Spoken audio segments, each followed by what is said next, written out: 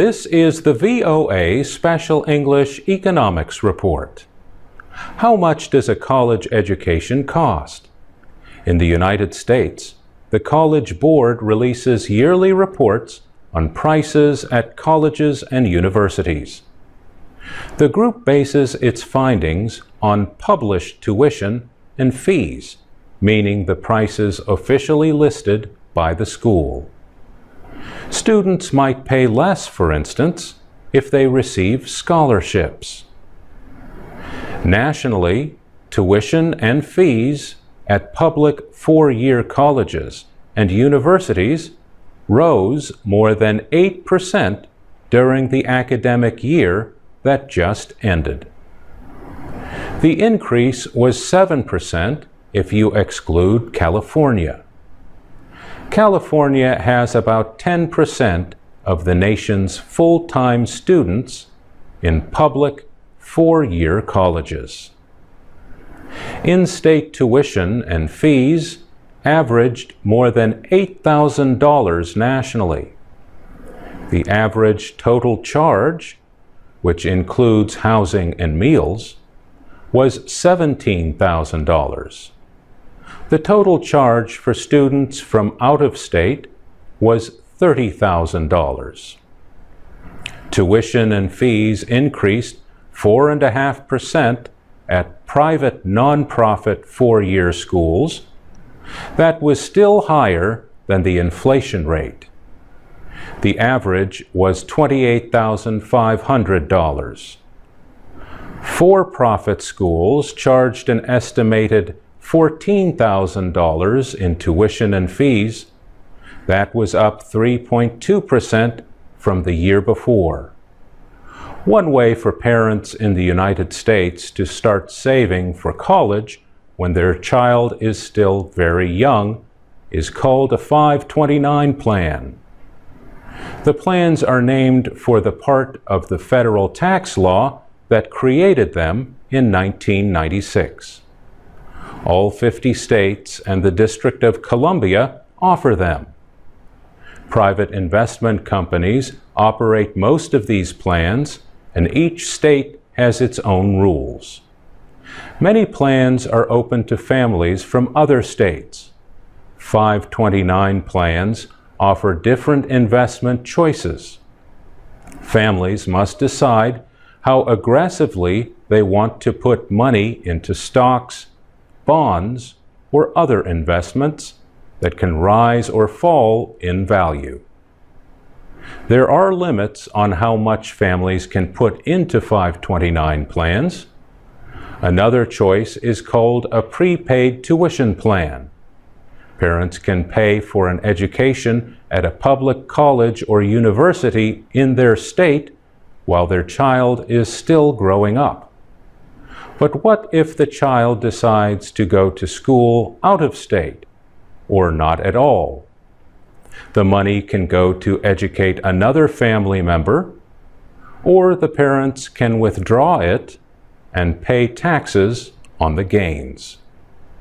There are other ways to save for college while also saving on taxes. One way is to put money for a child into what is called a custodial account until the child becomes an adult. For VOA Special English, I'm Mario Ritter. From VOA Learning English, this is the Economics Report in Special English. President Obama had little time to celebrate his re-election in early November. He now turns his attention to negotiations with congressional leaders. By law, the United States faces a combination of big spending cuts and tax increases next year to deal with its budget deficits. Together, these measures are being called a fiscal cliff, and economists say they could push the country back into a recession. The Congressional Budget Office says that if current policies continue, they will place the budget on an unsustainable path. But the CBO warned that deep cuts could hurt economic growth. That would reduce federal revenue from taxes. Democrats and Republicans are trying to reach a deal on deficit reductions valued at over $600 billion. Those policies are to take effect on January 1st, 2013. They will happen unless the two main parties can reach agreement.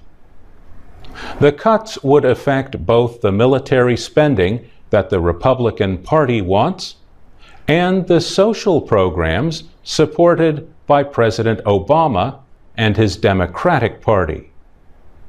The Democrats control the United States Senate, while Republicans hold a majority in the House of Representatives. One issue is whether to extend tax rate reductions that have been in place for years. Those tax cuts are set to disappear at the end of this year. The reduced tax rates apply to all Americans, whatever they earn. Republican lawmakers say they continue to support all of the lower tax rates. But President Obama and Democratic Party leaders have been seeking to end the tax cuts for the wealthiest taxpayers. Both sides have signaled a willingness to compromise. But without agreement, painful budget measures are sure to take effect. For VOA Learning English, I'm Mario Ritter. This is the VOA Special English Economics Report. America's economy has started to grow again. Now, what about jobs? The government says productivity jumped in July, August, and September. That meant companies produced more with fewer workers. Also, new claims for unemployment aid fell at the end of October to the lowest number since January. But 8 million jobs have disappeared since the recession began in December of 2007. Jack Strauss at St. Louis University in Missouri says recent recoveries have been slow to create jobs. Experts debate the reason for these so-called jobless recoveries. But Professor Strauss says a banking crisis is especially hard to recover from because there is less money to lend to support growth. Banks have been holding bigger safety reserves. On November 4th, the Federal Reserve kept its target rate near zero for overnight loans between banks. The central bank said levels are likely to remain exceptionally low for an extended period. Low interest rates and growing federal deficits have weakened the dollar. But that also lowers the price of American exports, which could help drive job creation. Yet where exactly will future jobs come from? Investor Warren Buffett says America's future prosperity depends on its rail system. On November 3rd, his Berkshire Hathaway company agreed to buy the nation's second largest railroad, the Burlington Northern Santa Fe. The $44 billion deal is Berkshire's biggest ever. The Obama administration is also putting money into transportation to speed recovery. A program that paid Americans to buy new vehicles with higher fuel economy lifted sales for automakers. Ford just reported a profit of almost $1 billion for July through September. A second government program, a tax credit for first-time home buyers, has helped the housing market. These two programs fueled a lot of the recent economic growth. But economist Jack Strauss says credit conditions threatened the main engine of job growth since 2001, small businesses. In November, CIT, a lender to small and medium-sized businesses, sought bankruptcy protection from its creditors so it can reorganize. Taxpayers will likely lose more than $2 billion in federal rescue money. And that's the VOA Special English Economics Report, available online at voaspecialenglish.com. From VOA Learning English, this is the Economics Report in Special English. The international language of business is English, but a growing number of American companies that do business in China are having their workers learn Mandarin. Michael Chung is a Taiwanese-American internet entrepreneur and property developer. He is also in the business of teaching Chinese. Michael Chung is president and founder of the Mandarin online school. The school is based in New York and uses teachers in China to teach over webcams. Michael Chung says China is now the world's second largest economy. He says it makes sense to engage people in their own language and to understand their culture. He says that goes a long way in building strong relationships, especially with the Chinese. Michael Chung says that as China's economic power has increased, so has its cultural power. He says, starting in 2004, the Chinese Ministry of Education and the Chinese Language Council began to set up Confucius Institutes around the world. The purpose was to promote and develop Chinese language and culture teaching around the world. Now, he says, there are more than 300 Confucius Institutes in almost 100 countries. These institutes work to promote Chinese language at the university level. The Chinese government has partnered with colleges and the Asia Society to set up programs across the United States. High schools have also received money to start Chinese language training programs.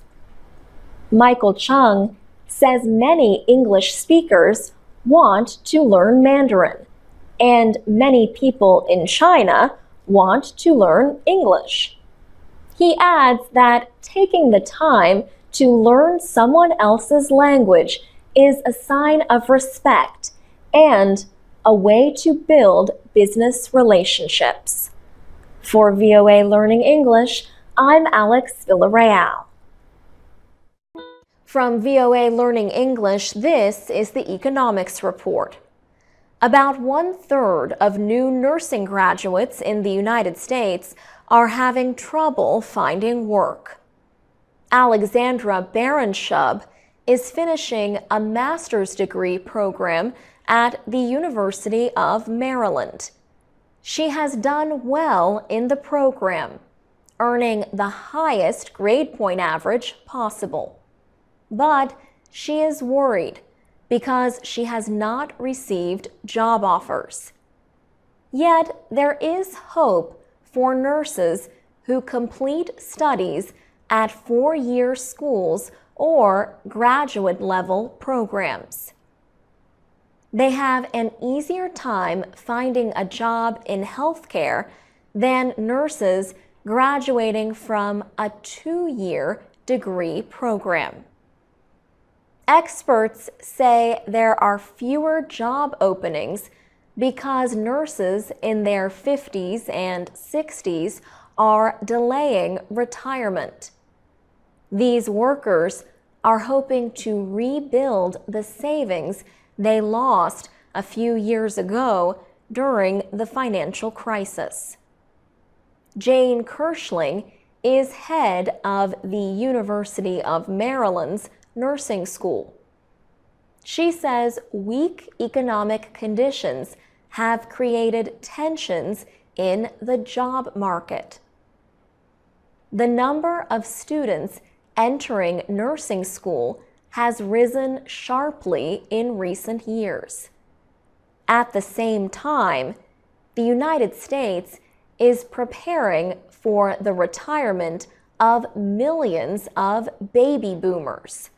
That is the name given to Americans born between the end of World War II and the early 1960s.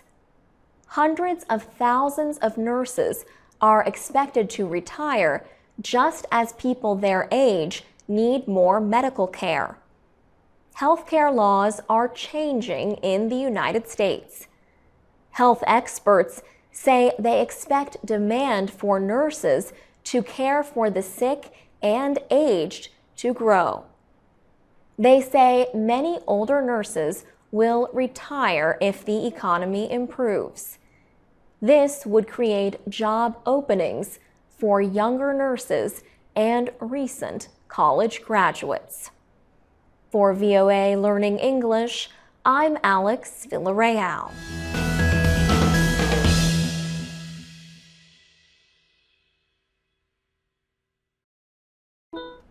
From VOA Learning English, this is the Economics Report. The South African Department of Labor reported last month that the nation has too few jobs for unskilled laborers.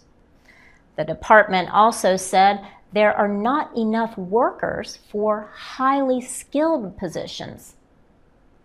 The sharp differences between jobs and skills were apparent recently when officials advertised a job opening in the government.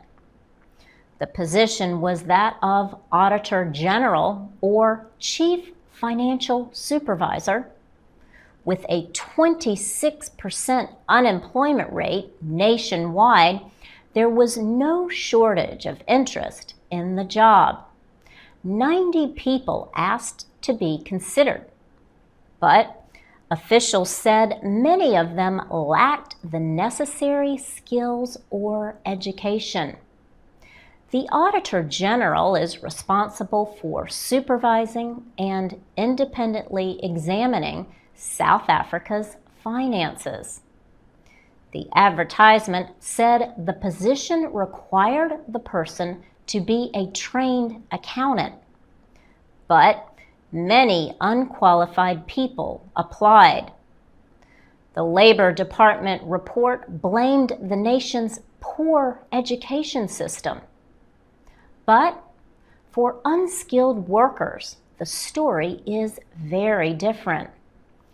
Restaurant industry official T.J. Vonderwalt says the businesses he works with get a huge number of applications for every job. Seja Motopo Motau is a member of South Africa's parliament. He says education has been a major problem in South Africa's development. He notes that many blacks received a poor education under white minority rule. Apartheid officially ended in 1994. He says many people are university graduates, but they cannot get jobs where there is a need for skilled workers. This is because the education these graduates have is not enough to place them in jobs with high skill requirements. For VOA Learning English, I'm Laurel Bowman.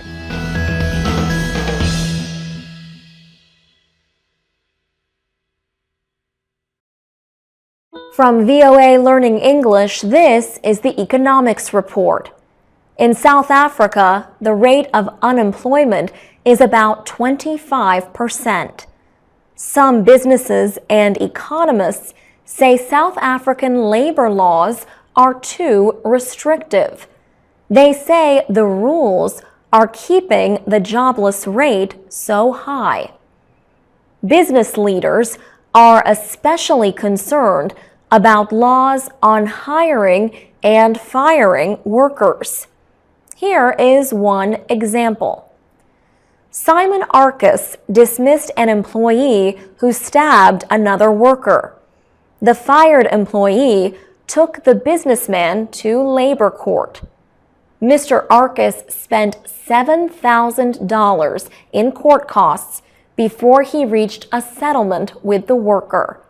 He says he never should have had to pay those costs. He says the incident also cost him and his workers time. Business owners like Simon Arcus believe it should be easier to dismiss workers. Now, owners must give an employee a warning in person and then 2 separate written warnings. Next comes a hearing where employees can defend their actions. Only after that can employees be fired. But fired workers can still appeal their dismissal in labor court. Lawyer Shamima Gaibi works with labor unions. She says workers need legal protections. She notes the case of striking mine workers in the town of Marikana. Police shot and killed 34 miners last year when a strike turned violent. Still, many people say labor laws are slowing growth.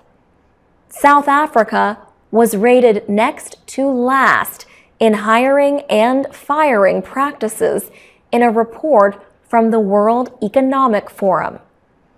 Lucy Holborn is with the South Africa Institute for Race Relations. She says the country's businesses are under pressure to help end poverty and inequality while creating jobs. For VOA Learning English, I'm Alex Villarreal.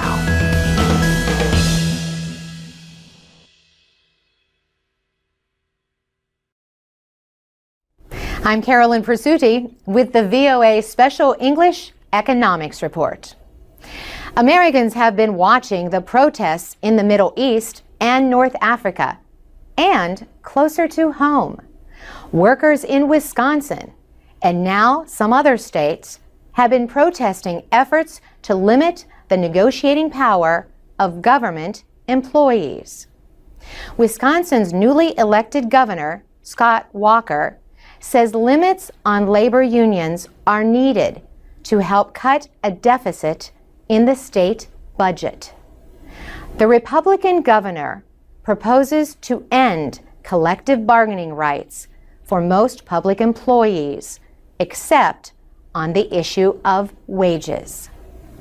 The bill has led to big, noisy demonstrations that began in February in Madison, the state capital.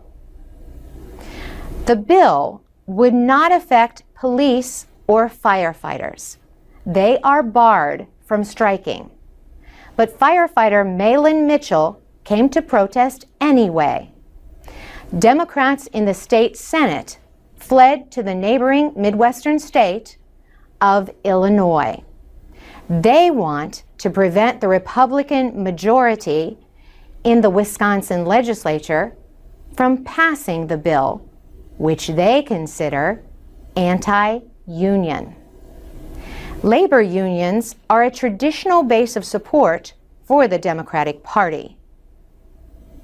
Governor Walker says the state, could have to start dismissing workers unless the Democrats return to debate what he calls a budget repair bill. Dennis Dresang is Professor Emeritus of Political Science at the University of Wisconsin. He says the modern history of the state helps explain the strong reaction. He said Wisconsin was the first state in the nation to establish the right of public employees to bargain collectively. So it is a real shock to a lot of people that these rights would be taken away. Collective bargaining rights differ from state to state. Lawmakers in Indiana, Michigan, and Ohio have also proposed limits on unions representing public employees. Critics say politicians are using state budget problems as an excuse for union busting in an effort to take away rights to organize. Unions have been shrinking in private industry. The Labor Department says only 7% of workers in the private sector now belong to one. But more than 1/3 of government workers hold union cards. Local governments are the most unionized. Over 42% of workers, like teachers, healthcare workers, and public safety employees, are union members. For VOA Special English, I'm Carolyn Presutti. For more news and to tell us your thoughts about organized labor, go to voaspecialenglish.com. This is the VOA Special English Economics Report. The chief executive who presented the latest and coolest electronics to the world has stepped down. Steve Jobs announced his resignation as head of Apple in a letter. He wrote, "I have always said if there ever came a day when I could no longer meet my duties and expectations as Apple's CEO, I would be the first to let you know. Unfortunately, that day has come." Steve Jobs and Steve Wozniak started Apple Computer in 1976. The company sold a new kind of electronic device, the personal computer. Apple Computer grew more quickly than anyone could have imagined. In 1985, however, Steve Jobs resigned after disputes with managers who had been brought in to direct business operations. He soon started his own software company, Next, and bought a computer animation studio. The Pixar movie studio would go on to create movies like Toy Story and Finding Nemo. They are two of the most successful animated films ever made. Apple struggled during the 1990s. Many products failed. The company began losing money and its stock price sank. In 1997, Apple bought Next and brought back Steve Jobs. Apple used software developed at Next to create the Mac OS computer operating system. The next year, Apple became profitable, and a series of highly successful products followed. In 2001, Apple released the iPod, a digital music player. The iPhone arrived in 2007. Apple has also been a leader in online marketing. The iTunes Music Store sells songs for download. The App Store sells applications for computers and mobile devices. Steve Jobs is closely linked with the success of Apple. Investors were scared when he announced he had an operation for pancreatic cancer in 2004. His decision to leave comes as Apple continues to release winning products. Apple sold over 4.5 million iPads in the first 3 months of this year. The company holds the largest share of the growing tablet computer market. On August 9th, Apple first passed ExxonMobil Corporation to become the most valuable publicly traded company in the world. Since then, the two companies have traded the lead. For VOA Special English, I'm Alex Villarreal. You can learn English and stay informed every day from your computer or mobile device at voaspecialenglish.com. You can also find us on Facebook, Twitter, and iTunes at VOA Learning English. From VOA Learning English, this is the Economics Report. Many Thais joined protests in Bangkok last year. They urged Prime Minister Yingluck Shinawatra to deal with the growing problem of corruption in their country. How much economic activity is lost to corruption is difficult to estimate. The University of the Thai Chamber of Commerce studied the issue not too long ago.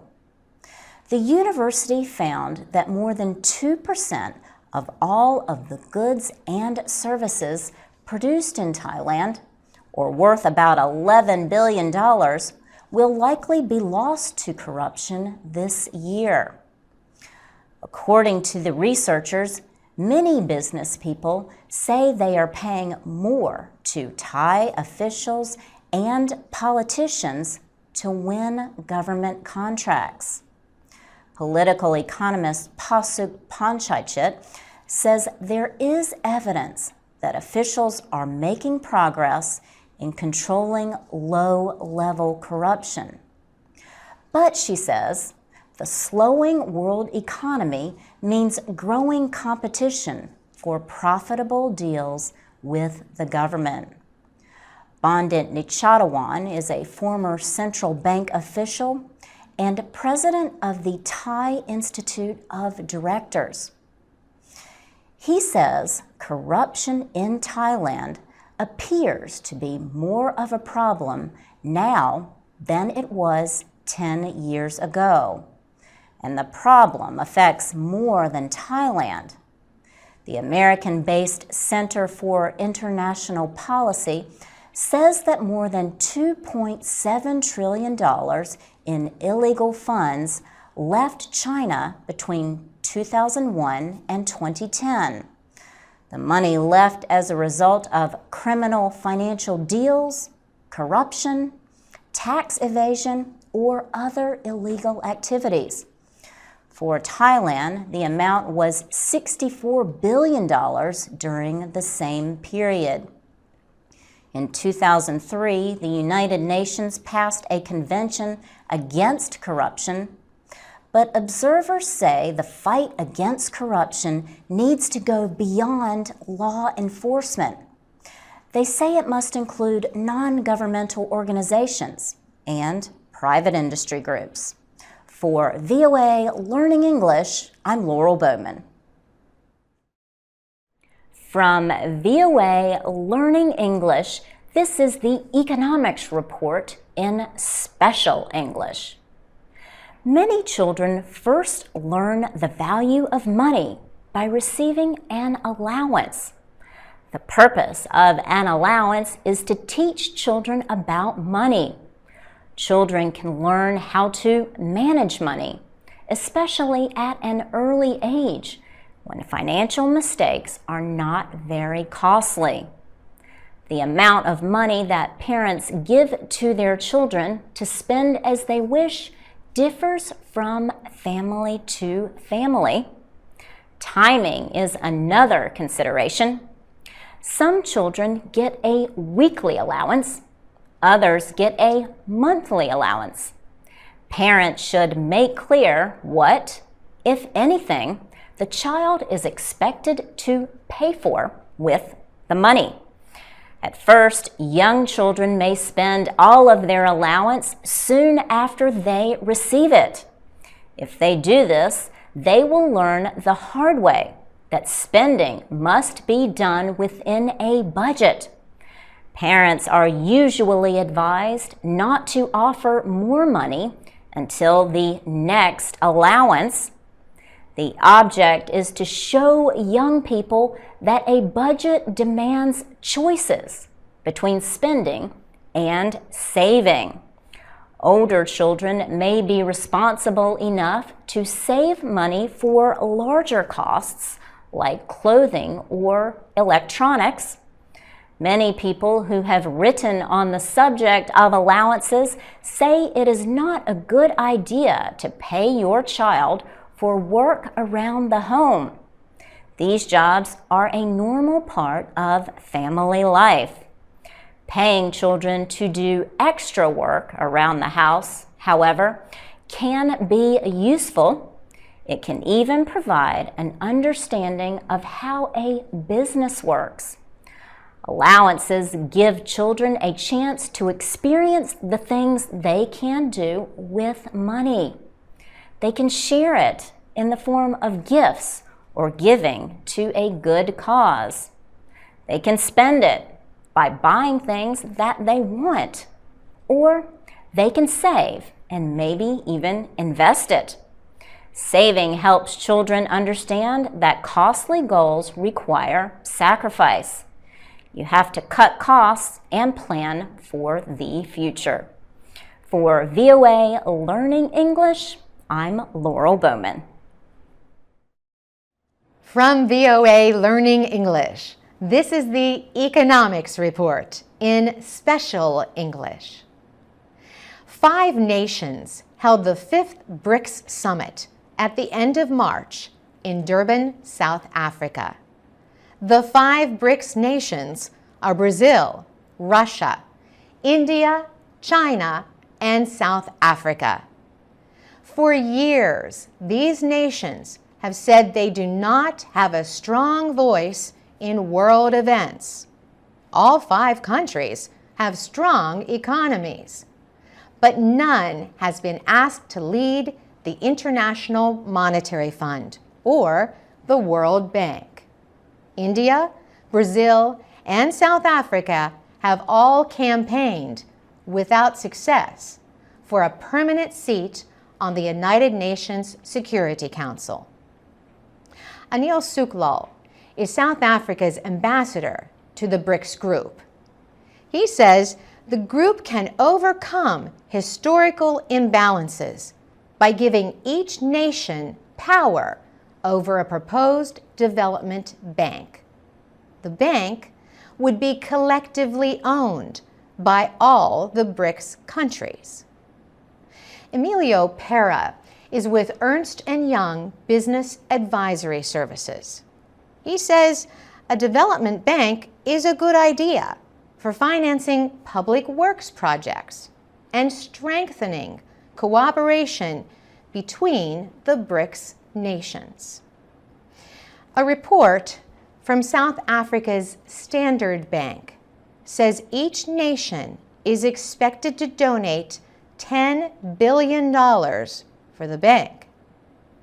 China's economy alone is bigger than that of the 4 other countries combined. For China, $10 billion is not a lot of money. But for South Africa, it represents almost half of the country's education budget. At the IMF and the World Bank, members donate money based on the size of their economy. Standard Bank's Simon Fremantle says it could be a long time before the bank is launched. He thinks the bank has a long process through which it still has to travel in order to reach the point where it can extend loans. For VOA Learning English, I'm Carolyn Presutti. From VOA Learning English, this is the Economics Report.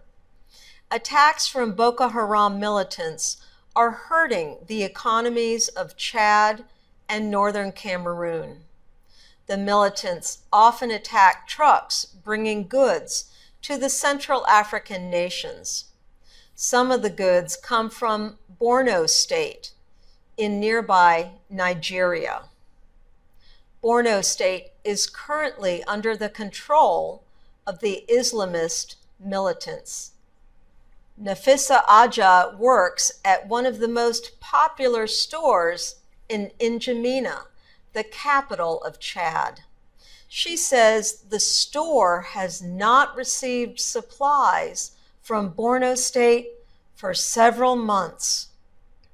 Business is slow because of the attacks on the trucks that transport supplies. Tukbahaman is a truck driver. He says he no longer goes to Nigeria for supplies because Boko Haram targets trucks and kills drivers. Abdul Saeed works as a customs official in Chad. He says Boko Haram recently attacked trucks in Gambaro, a Nigerian town on the border with Cameroon. He says Boko Haram fighters have attacked and seized many vehicles in recent weeks. Abba Kabir is a member of Cameroon's National Assembly.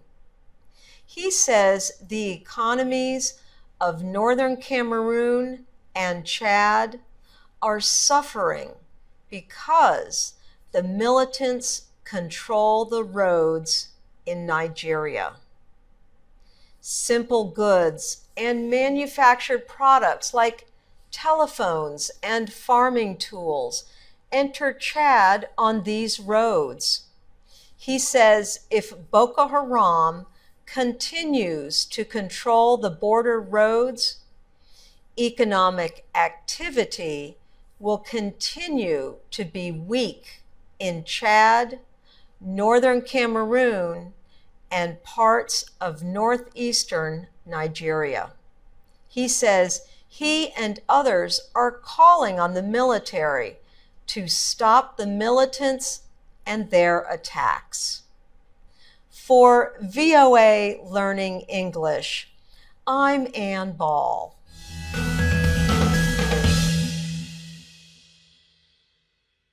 From VOA Learning English, this is the Economics Report. China's economic growth slowed during the first 3 months of this year. Chinese government media reported recently that the nation's gross domestic product, or GDP, grew at 6.7% between January and March.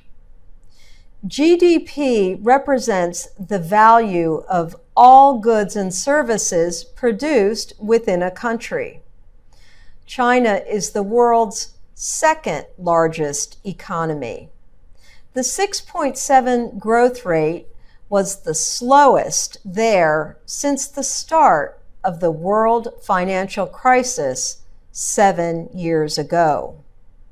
In the final 3 months of 2015, the Chinese economy grew 6.8%.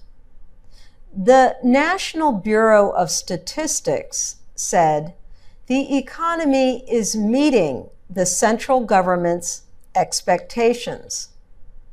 The official full-year target for economic growth is 6.5 to 7%. China's GDP has averaged almost 10% growth a year since 1978, according to the World Bank. The economy has slowed over the past 5 years. The government has reacted by cutting interest rates and increasing spending on public works projects. The government is also trying to get the public to buy more Chinese-made goods and services. Economists told the Associated Press a decrease in building projects and weak exports are reasons for the slower economic growth. Economic experts say they predict China's economy will grow at a slower rate than normal this year. The Associated Press news agency said an expansion of just 6.3% is expected this year. For VOA Learning English, I'm Ann Ball.